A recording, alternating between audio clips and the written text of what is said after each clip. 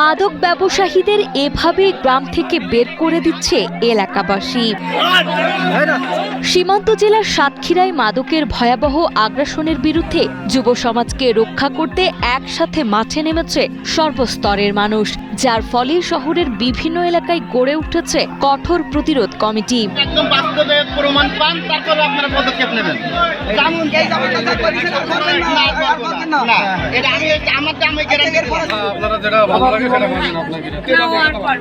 গড়েরকান্দা ইটাগাছা সম্মিলিতভাবে সকলেই ঐক্যবদ্ধ হয়ে আবাল বৃদ্ধা নরনারী সবাই এগিয়ে এসেছেন যে আমরা চাই গড়েরকান্দা ইটাগাছা একটা মাদক মুক্ত, সন্ত্রাস মুক্ত, চাঁদাবাজ মুক্ত একটা সুন্দর এলাকা আমরা করতে চাই। মাদকের ভয়াবহ ছোবলে যুব সমাজ আসক্ত হয়ে পড়ায় চুরি ছিনতাইয়ের মতো অপরাধমূলক কর্মকাণ্ড বেড়ে যাওয়ার পাশাপাশি সন্তানদের অধপতনে স্বজনরা দিশেহারা হয়ে পড়ায় এই গণপ্রতিরোধের সৃষ্টি হয়েছে।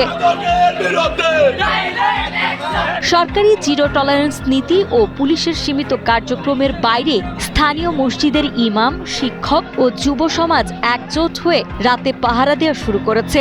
সেই সাথে ব্যবসা বন্ধ না করলে উচ্ছেদের আলটিমেটাম দিয়ে চিহ্নিত মাদক ব্যবসায়ীদের সামাজিকভাবে বয়কট ও এলাকা ছাড়া করছে। তবে তারা ব্যবসা ছাড়লেই নিজ বাড়িতে ফিরতে পারবেন বলেও জানান এলাকাবাসী। আমাদের মসজিদের দুই সাইডে মাদক বেচাকেনা ব্যাপক হচ্ছে।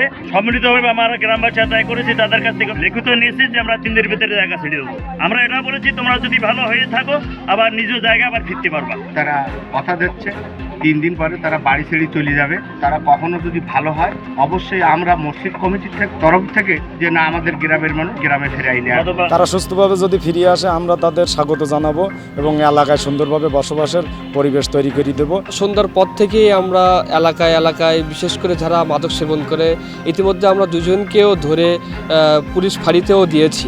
মাদক দ্রব্য অধিদপ্তরের কোনো কার্যক্রম আমাদের চোখে আজ পর্যন্ত ছোটবেলা থেকে দেখছি গ্রেপ্তার হয়তো করে না। বিগত অন্তত 5 বছরের ভিতরে মনে হয় না সাতক্ষীরা শহর কিংবা সাতক্ষীরা শহরের আশেপাশে কোথাও মাদক দ্রব্য নিয়ন্ত্রণ অধিদপ্তর থেকে কোনো অভিযান চালিয়েছে কিংবা বড় ধরনের কোনো একটা ধরতে পারছে। আজকে প্রশাসনের দৃষ্টি আকর্ষণ করব, মাদক বিক্রেতা এবং মাদক ক্রেতা উভয়কে অভিযানের মাধ্যমে তাদেরকে আইনের আওতায় সুবদ্ধ করতে হবে।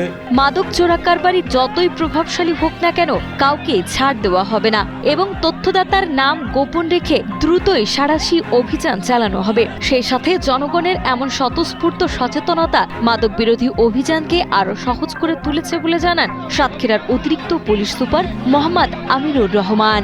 সরকারের নির্দেশনা মোতাবেক আমরা সাধারণ জনগণকে নিয়ে আমরা মাদকের বিরুদ্ধে সাঁড়াশি অভিযান পরিচালনা করছি এবং সাধারণ জনগণ আমাদেরকে প্রত্যক্ষভাবে সহায়তা করেছে। তো ইনশাল্লাহ আমরা সাধারণ জনগণকে নিয়ে মাদকের বিরুদ্ধে আমাদের অভিযান অব্যাহত থাকবে এবং ইনশাল্লাহ আমরা মাদককে অবশ্যই একটা প্রতিরোধমূলক ব্যবস্থায় আমরা রাখতে পারবো বলে আমরা বিশ্বাস করি।